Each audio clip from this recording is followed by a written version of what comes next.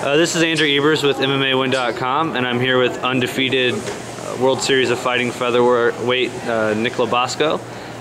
Tell us your background in the sport and what you're up to right now. My background is wrestling. I started wrestling when I was 6, 7 years old, something like that. I wrestled all the way through high school and college.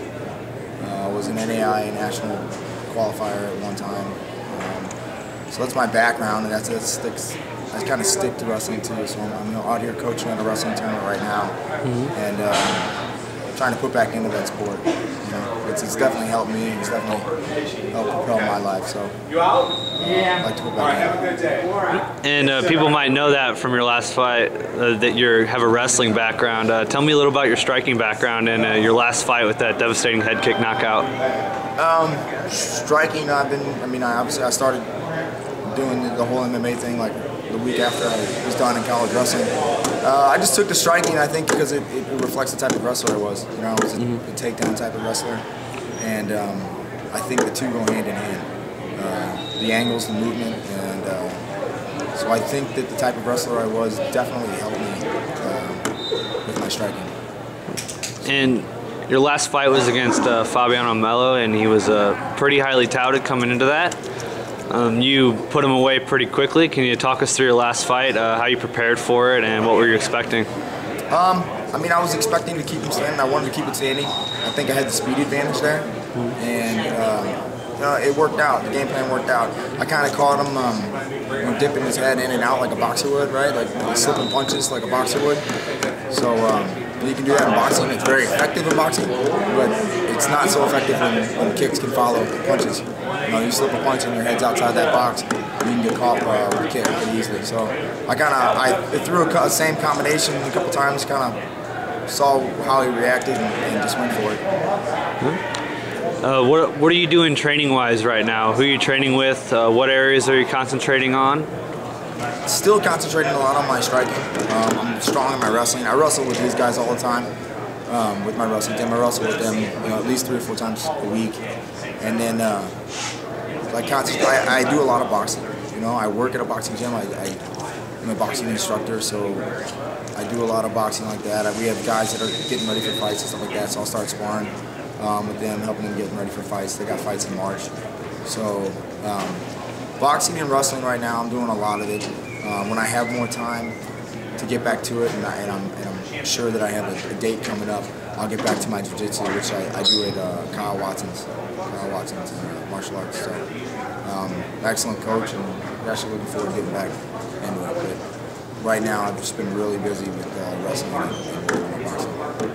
Recently, here in this area, we've had a lot of guys really coming up. Josh Sampo, Al, Tyrone, all in the UFC, EJ Brooks in Bellator, and you now in the World Series of Fighting, which is one of the big organizations that's coming up. It's got a lot of really big name fighters in it. What do you think the status of martial arts here in this area is? I think it's overlooked, man. We got a lot of talent, and even some of our amateur guys, man, they're tough. Like we got a lot of tough fighters in this area. Yeah.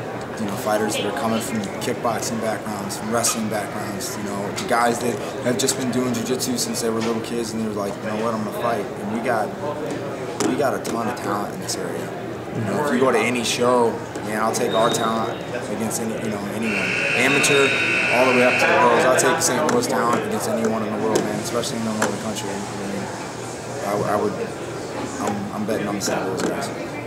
What are your plans for the future? Where do you see yourself going? Just not like with the next fight in in a World Series of Fighting, but where do you see yourself maybe 3 or 4 years down the road as you begin to really get better and get going? Hopefully 3 or 4 years down the road. I'm talking a title shot, or I got a belt around my waist.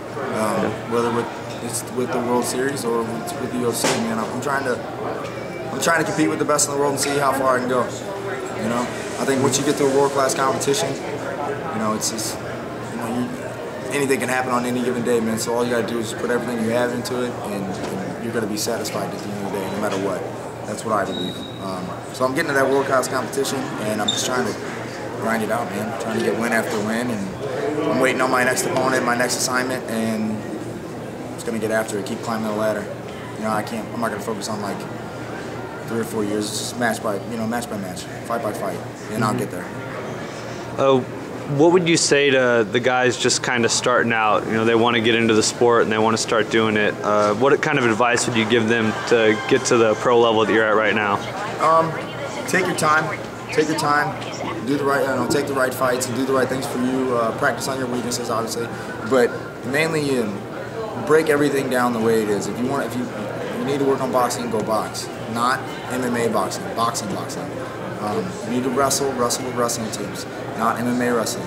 I think guys try to learn it too fast. They try to learn MMA is in one sport, all in one sport, and it's good to be able to transition it all into one sport, but it's better to learn them all separately because you learn what's actually happening and the angles and the leverage and stuff that are involved in it. So I think it's very important to break each sport down singly, whether it's jiu-jitsu or wrestling or boxing or kickboxing or whatever. That's what I think is the most important, is to break it down.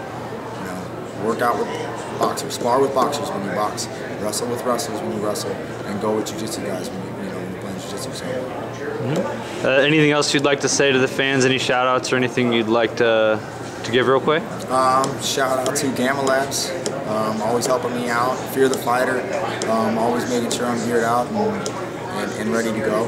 And Rev Gear is always looking it up. So, and I'll say this to St. Louis fans, man. Stay tuned. Stay tuned. All right.